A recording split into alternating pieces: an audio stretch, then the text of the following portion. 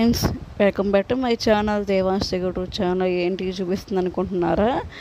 ఇవైతే మా అత్తయ్య నేను కలిసి చేసిన వంటకాలు అన్నమాట.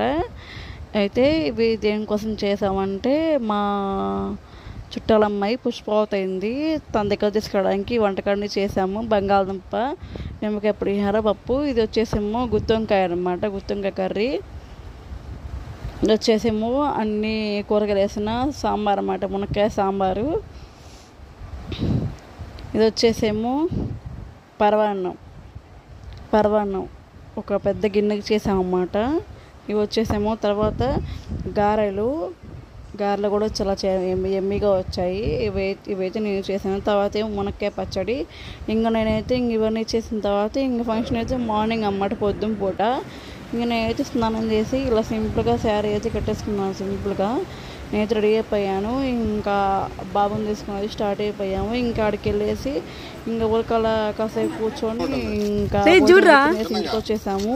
లైక్ చేయండి, షేర్ చేసుకోండి. కొత్తగా ఏమైనా మంచి సబ్స్క్రైబ్ చేసుకోండి. ఓకేనా? బాయ్.